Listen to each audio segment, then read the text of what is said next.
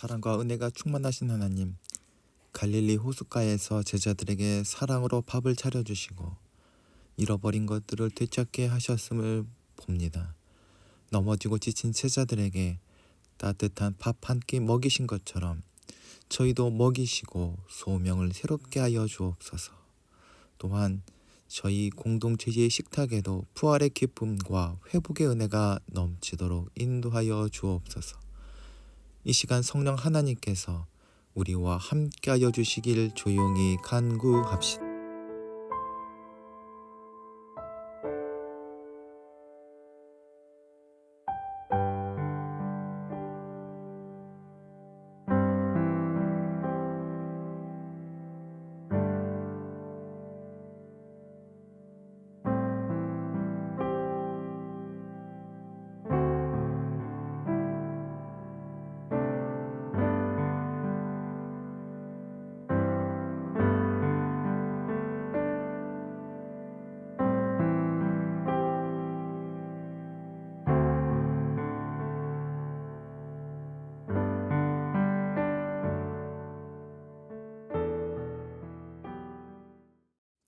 은혜와 사랑이 충만하신 하나님, 지난 주간 저희를 은혜의 빛으로 인도하여 주시다가 주님 앞으로 다시 불러 모아 주셔서 주님과 대면할 수 있게 하여 주시고 기도로 교제할 수 있도록 이끌어 주신 것에 감사를 드립니다.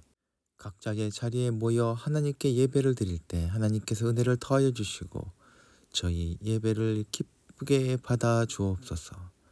저희를 거룩한 자녀 삼아 주신 하나님 아버지, 오늘 저희가 주님의 십자가 공로를 힘입어 주님 앞에 나왔지만 저희 모습은 심히 아름답지 못하고 추악한 것들로 가득 차 있음을 고백합니다.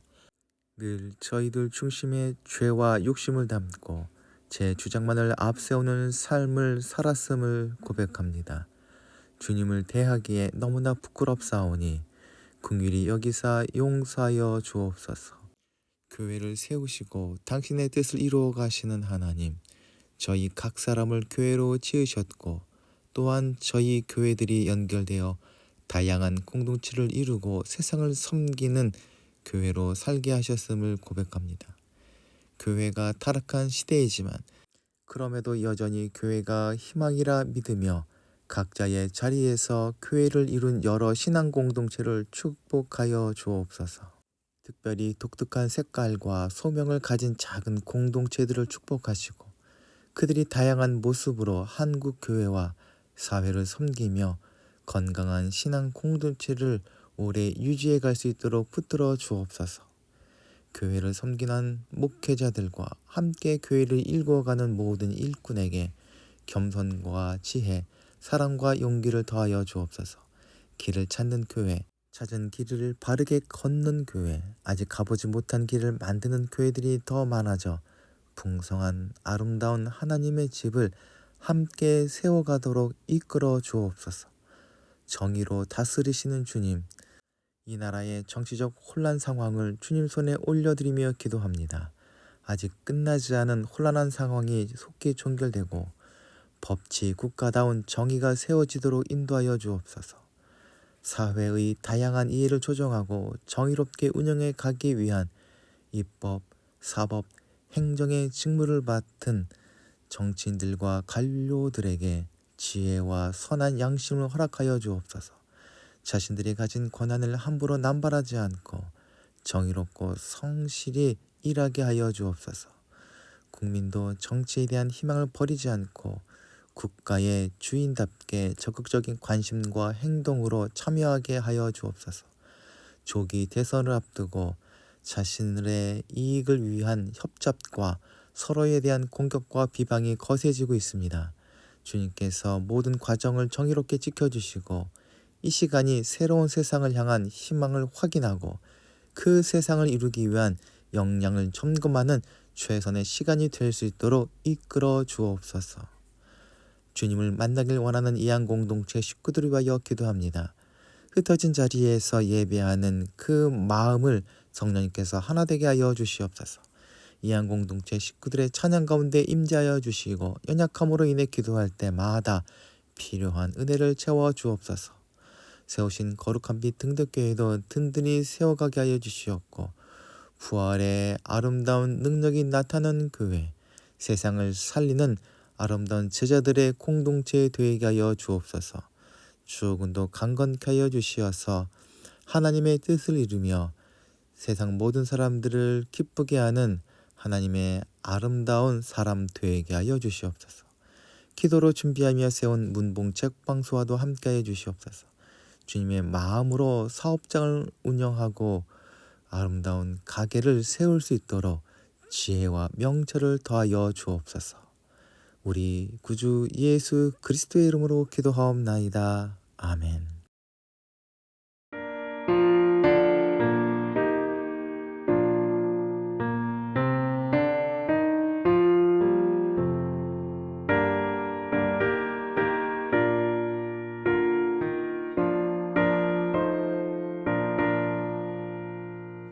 누가 주를 따라 섬기려는가? 누가 죄를 떠나 주만 따를까?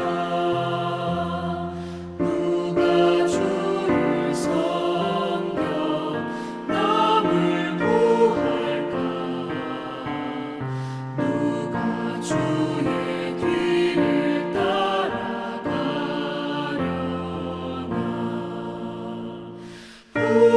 부르심을 받아 주의 은혜로 주를 따라가네. 주만 따르네. 세상 영광 위에 나름 아니요 크신 사랑이네. 주만 따르고 주가 내려주신 은혜 힘입어 주의 뒤를 따라 힘써 일하네. 부르심을 받아 주의 은혜로 주를 따라가네. 주만 따르네.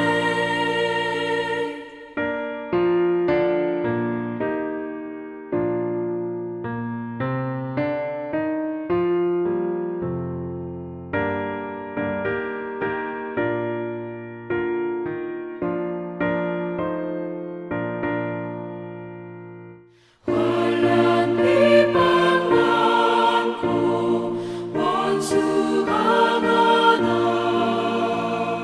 주의 용사도 힘이 강하니 누가 능히 이겨 넘어뜨리랴. 변함없는 진리 승리하리라.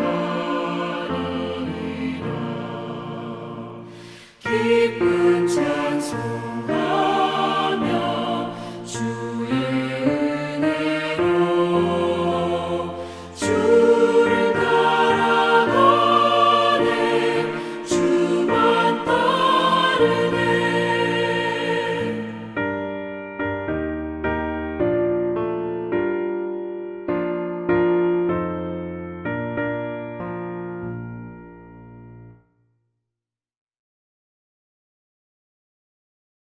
오늘 우리에게 주시는 하나님의 말씀은 요한복음 21장 1절부터 19절까지의 말씀입니다.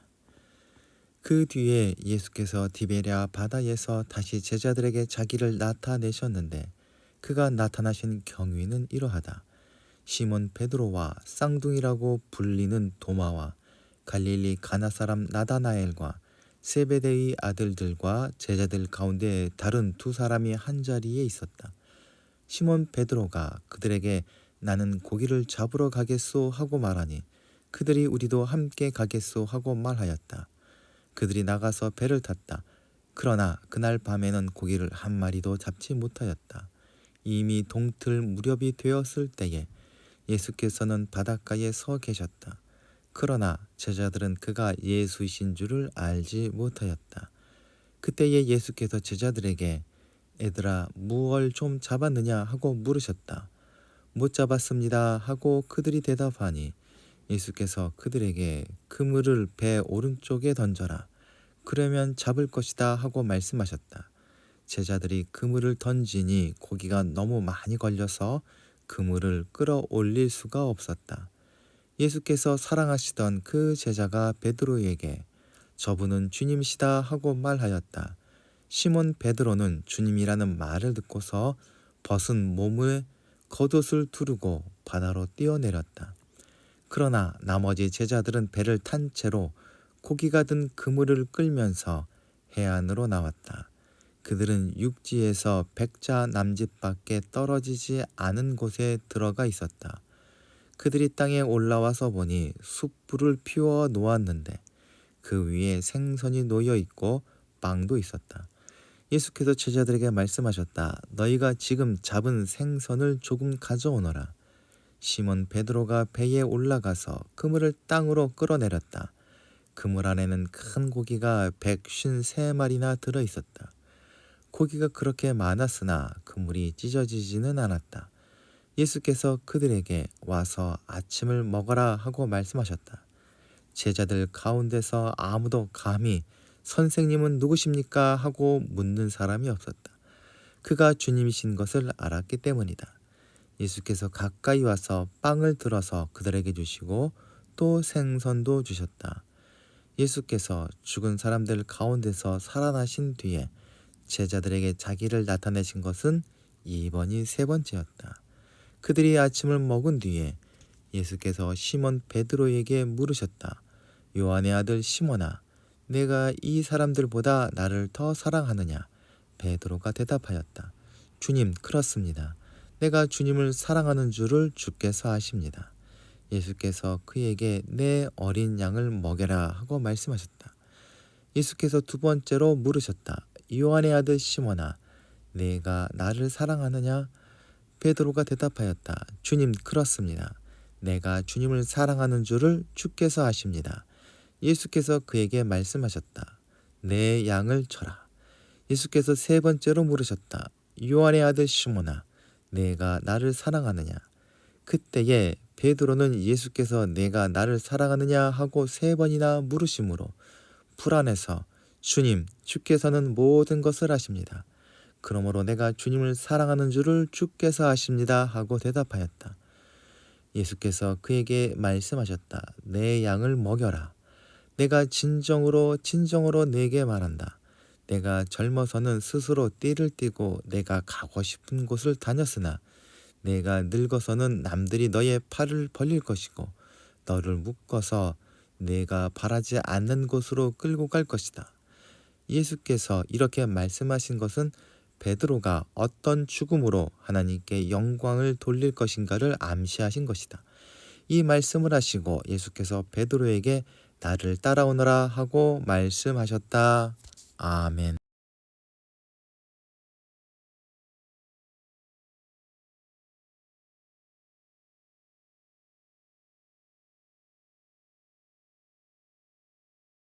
오늘 본문은 부활 사건 이후 제자들이 어떻게 살아가고 있는지 보여주는 유일한 이야기입니다. 많은 그리스도인들은 예배 가운데 얻은 바 하늘의 지혜와 생명을 일상 가운데 어떻게 실천하고 유지할 수 있을지 고민이 많을 수밖에 없을 것입니다. 오늘 사도 요한이 전하는 이야기를 통해서 부활하신 주님의 제자된 우리가 어떻게 살아가야 할지 생각해 보도록 합시다. 오늘 본문 요한복음 21장은 요한복음의 뒷이야기 같은 성격을 가지고 있습니다. 원래 요한복음은 20장으로 마무리 완결되었고 21장은 후에 덧붙인 부분이라는 이야기입니다. 요한복음은 다른 공관복음과 차이나는 독특함을 가지고 있습니다. 예를 들자면 초대교회는 베드로를 주님의 수제자로 인정하며 공관복음에서 이것이 확인됩니다. 하지만 요한복음에서 베드로는 첫 제자가 아니었으며 안드레에게 초대받은 제자였습니다. 게다가 유명한 베드로의 고백 또한 빠져 있습니다. 이에 반해 예수께서 사랑하시는 제자라는 익명의 존재가 계속 등장합니다.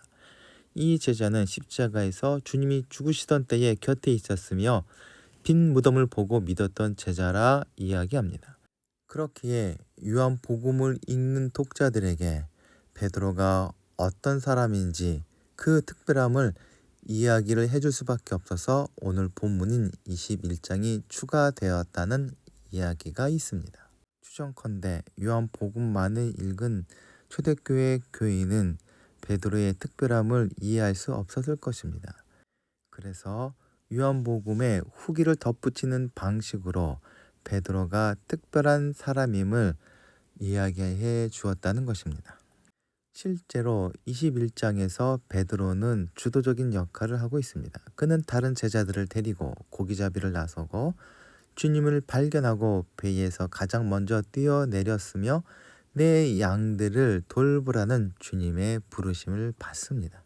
오늘 본문은 그 뒤에라는 말로 시작됩니다. 이러한 표현은 예수님께서 제자들에게 2번 나타나신 후를 의미합니다. 도마가 없을 때에 나타나셨고 도마가 의심할 때 2번째 나타나 주신 그 뒷이야기입니다. 그러므로 이 본문 속에 나오는 제자들은 모두 예수님의 부활을 정확히 알고 믿는 상황이었습니다. 요한복음에 따르면 부활하신 주님은 벌써 2번씩이나 제자들과 만났습니다. 그 2 자리에 모두 베드로도 함께 있었습니다. 첫 번째 만남에서 부활하신 주님은 순환과 십자가 사건에 참여하지 못한 제자들의 실패를 상기시키지 않으셨습니다. 잘못을 질책하거나 꾸중하지도 않으셨습니다. 오히려 평화의 인사를 건네시고 제자들을 포옹해 주셨습니다. 나아가 내 아버지께서 나를 보내신 것처럼 나도 너희를 보낸다 하시며 주님께서는 이 땅에서 하시던 일들을 제자들에게 위임하셨습니다. 하지만 수제자 베드로를 비롯한 주님의 제자들은 이 명령에 따르지 않는 것처럼 보이고 제자의 직을 버리고 어부의 일상으로 돌아간 것이 아닌가 하는 의심이 듭니다. 그러나 21장에 등장하는 베드로를 비롯한 7제자는 20장에서 부활하신 주님과 만남이라는 아무도 반박할 수 없이 확실한 경험을 했고 게다가 도마는 그리스도 앞에서 나의 주님, 나의 하나님이라는 엄청난 고백까지 한 상태였습니다. 그렇기에 이들의 귀향을 예수님의 부활을 믿지 못한 결과 절망에서 한 행동으로 봐서는 안 됩니다. 그렇다면 왜 이들은 티베랴 즉 갈릴리 고향으로 돌아갔을까요? 그 이유를 우리는 다른 곳에서 찾아볼 수 있습니다. 마태와 마가에 따르면 부활하신 주님은 제자들에게 갈릴리로 가라 명하셨고 갈릴리의 한 산에서 제자들을 만나 그들에게 대사명을 선포하시고 세상으로 파송하셨습니다. 그렇다면 7제자는 주님의 명령을 따라 갈릴리에 온 것이며 새로운 주님의 명령 혹은 만남을 기다리고 있었던 것으로 봐야 할 것입니다. 그렇게 7제자는 디베랴 호숫가에 모였습니다. 디베랴 호수는 갈릴리, 게네사렛이라는 별칭을 가지고 있습니다. 먼저 갈릴리라는 이름은 히브리어 갈이라는 말과 관계가 있는데 히브리어로 갈은 둥근 것을 의미합니다. 갈릴리 바다의 모양이 둥글기 때문에 지어진 이름이라 합니다. 그리고 게네사렛이라는 이름은 호수의 모양이 하프 모양을 닮았는데 히브리어로 하프를 키노르라고 부르기에 그 이름에서 게네사렛이라는 이름이 나왔다 합니다. 마지막으로 디베랴는 헤롯 왕이 로마 황제 티베리우스의 총애를 받기 위해 갈릴리 해변에 디베랴라는 도시를 건축하여 그에게 바친 데서 유래한 이름입니다. 즉 디베랴라는 도시 앞에 있는 바다이기 때문에 디베랴 바다라 부른 것입니다. 아무튼 이렇게 모인 7제자들이 시작한 일은 고기잡이였습니다. 리더격인 베드로의 직업이 어부였던 점이 크게 작용했을 것입니다. 다른 제자들도 호응하여 고기잡이가 시작됩니다. 그렇게 고기를 잡으러 제자들은 밖으로 나가 배를 탔지만 그날 밤에는 아무것도 잡지 못하였습니다. 베드로가 주도권을 쥐었다고는 하지만 주님의 말씀과 명령 그리고 그분께서 가리키는 방향이 없이는 그 어떤 결실도 얻을 수 없었던 것입니다. 그리고 이것이 우리의 삶입니다. 어느덧 동틀 무렵이 되었을 때에 예수님께서 물가에 서 계셨지만 제자들은 알아보지 못하였습니다. 그분이 예수님이신 줄 알지 못했다는 것입니다. 이러한 제자들에게 주님은 얘들아 무얼 좀 잡았느냐 하시자 못 잡았다 대답합니다. 어떤 사람은 제자들이 주님의 질문을 먹을 것이 있는지 묻는 것으로 착각해 구걸하는 사람으로 오해했다 해석합니다. 이러한 질문이 가난한 유대 땅에서는 흔한 것이었고 제자들이 사역을 할 때마다 들을 수밖에 없는 물음이었으니 예수님의 음성을 듣고도 알아차리지 못했던 것입니다. 무얼 잡았느냐라고 묻는 예수님의 질문에 없습니다라고 대답할 수밖에 없었던 제자들처럼 주님이 함께하지 않는 교회 공동체 또한 마찬가지일 것입니다. 예수님께서는 그런 제자들에게 그물을 배 오른쪽에 던져라 그러면 잡을 것이라 말씀하십니다. 그 결과 제자들은 자신들의 그물로는 끌어올릴 수 없을 정도로 많은 고기를 잡게 됩니다. 이 장면은 제자들에게 주님을 처음 만난 때를 떠올리게 합니다. 드디어 주님이 찾아오신 것을 깨닫게 됩니다. 과거에 자신들을 부르셨던 방식과 동일하게 기적과 같이 물고기를 잡게 하실 분은 오직 예수님밖에 없었던 것입니다. 그리고 이것은 예수님께서 사랑하시던 제자가 예수님의 부활을 믿고 있음을 확실히 보여주는 장면으로 이어집니다. 그는 저분은 주님이시다라고 베드로에게 말하였고 시몬 베드로는 주님이시다라는 말을 듣자마자 물고기를 잡기 위해 벗었던 겉옷을 두르고 바다로 뛰어내려 예수님을 향해 헤엄쳐 갑니다. 물고기가 많아서 그물을 들기 어려운 황급한 처지를 아랑곳하지 않고 예수님께로 온 것입니다. 베드로에게 있어서 고기를 많이 잡음이 목적이 아니라 그리스도와 함께함이 우선이었음을 의미하는 것입니다. 이러한 태도는 교회 공동체의 목적이 무엇이 되어야 하는지를 생각해 보게 합니다. 다른 제자들은 물고기를 수습하여 작은 배를 타고 예수님께로 옵니다. 육지로부터 거리가 100자 남짓 되었다 합니다. 이는 요즘 거리로 환산하여 약 100m 정도 되는 거리라 합니다. 그리고 마침내 그들은 예수님을 만났습니다. 그들이 무태 내려서 보니 숯불이 있고 그 위에 물고기가 놓여 있고 빵도 있었다 합니다. 예수님께서 방금 잡은 고기 몇 마리를 가져오너라 하십니다. 부활하신 주님께서는 식사와 식탁을 준비하시고 이를 제자와 나누시는 분으로 자신을 드러내신 것입니다. 이 대목에서 예수님께서는 제자들에게 나타나신 목적을 보여주십니다. 고단한 삶에 지친 사람들에게 예수님은 말씀하십니다. 와서 아침을 먹어라. 예수님께서는 제자들을 위해 손수 밥상을 차리십니다. 사람을 위한 하나님의 밥상입니다. 배고프고 지친 사람들에게 마음에 깊은 상처를 입은 사람들에게 일단 밥부터 먹이십니다. 사도 요한은 부활하신 주님의 임재는 계속 되어지고 있음을 말하고 싶었던 것 같습니다. 부활하셨던 그날 저녁, 여드레 후에 또 그 후에도 계속 반복됩니다. 임재의 장소도 무덤가, 예루살렘의 어떤 타락방, 디베랴 호숫가 등 다양합니다. 나타나신 장소도 바뀌고 만남의 모습도 다르지만 부활하신 주님의 임재는 계속 된다는 점은 확실합니다. 그중 대표적인 것이 바로 예배입니다. 모든 예배는 주님의 임재를 경험하는 자리이며 그 예배의 마지막의 순서는 파송이듯이 부활하신 주님이 베푸시는 식탁의 끝맺음도 그러했습니다. 제자들에게 아침밥을 먹이신 예수님께서는 이윽고 베드로에게 나를 사랑하냐 물으십니다. 그것도 한 번도 아니고 3번씩이나 같은 질문을 하십니다. 베드로는 주님을 사랑한다 3번 대답합니다. 그때마다 예수님은 내 양을 돌보라 말씀하십니다. 이러한 문답이 3번 이루어진 것을 어떤 사람이 말하기를 베드로가 3번 부인했기 때문에 그것을 상기시키고 만회하도록 하기 위해 같은 방식으로 3번 물어보셨다고는 하지만 주님께서 그런 의도를 가지셨다는 것은 무리가 있어 보입니다. 오히려 그보다는 자신의 명령을 감당하기 위해서 베드로가 어떤 마음가짐을 가져야 할지를 알려주는 것이 오히려 타당해 보입니다.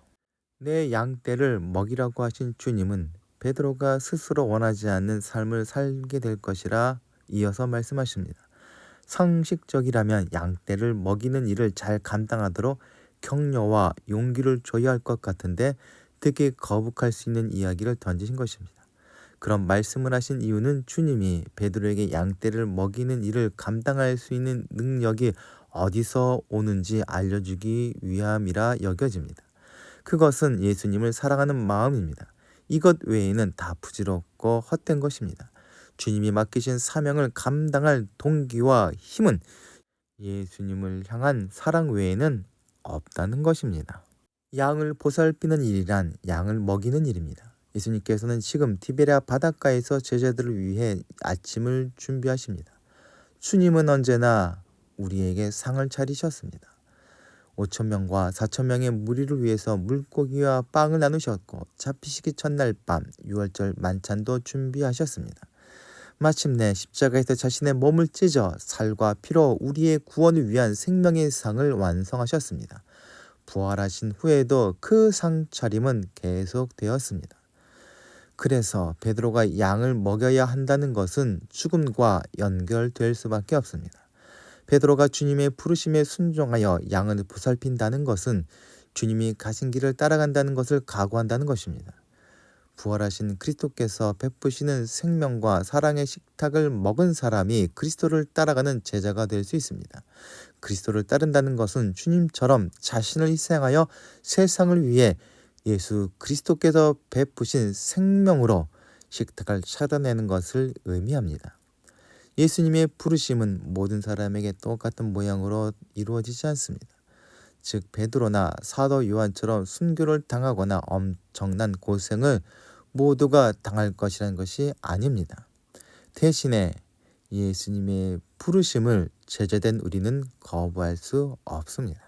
이한 공동체 식구들 모두는 예수님께서 베푸신 생명의 식탁을 경험한 제자들입니다. 그래서 예수님의 살과 피가 우리를 이루고 혈관에 흐르고 있습니다. 그리고 그 사랑의 경험은 우리의 생각과 삶의 토대가 되었습니다. 그래서 우리도 베드로처럼 주님의 부르심에 응답하여 주님이 맡겨주신 양들을 돌보고 주님을 뜻을 따라 그들을 섬겨야 할 것입니다. 예수님을 따르는 길이 비록 고난의 길일지라도 우리는 주님이 오실 때까지 그 길을 끝까지 걸어가며 하나님께 영광을 올려드려야 합니다. 십자가 사랑을 친히 보여주신 예수님께서 오늘 우리들에게 말씀하십니다. 내가 나를 사랑하느냐? 이 물음에 주님을 따라 진실한 사랑과 헌신으로 응답하는 신실한 제자의 삶을 사시는 예한 공동체 식구들 되시길 소망합니다. 다 함께 기도하시겠습니다. 사랑과 은혜가 충만하신 하나님, 주님을 배반했던 사람이 바로 저희였음을 고백합니다.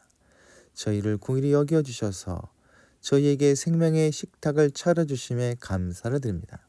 고기잡이 하느라 가까이 오신 주님을 몰라봤던 아둔한 제자들처럼 저희 또한 세상의 부와 성공에 사로잡혀 주님을 잊고 살았음을 깨닫습니다. 다시 한번 주님의 음성에 귀를 기울일 수 있는 겸손함을 더하시고 사명을 감당할 수 있는 능력과 지혜를 채워주시옵소서. 아울러 그 모든 것들이 주님을 향한 사랑으로 시작하게 하여 주시옵소서. 우리 구주 되신 예수 그리스도의 이름으로 기도하옵나이다. 아멘. 다 함께 공동체의 고백을 하겠습니다. 하나, 우리는 문제가 있습니다. 둘, 문제에는 끔찍한 대가가 있습니다. 셋, 하나님은 그 해결책을 가지고 계십니다. 넷, 그 해결책은 믿음으로 누립니다. 지금은 양을 위해 목숨을 바치신 예수 그리스도의 은혜와 하늘과 땅의 주인이신 하나님 아버지의 지극하신 사랑하심과 성령님의 감화 감동하심과 인도하심이 이 시간 머리 숙인 이한 공동체 식구들 위해 그 가정과 기도하며 진행하는 일들 위해 지금부터 영원토록 함께하여 주시기를 간절히 축원하옵나이다. 아멘.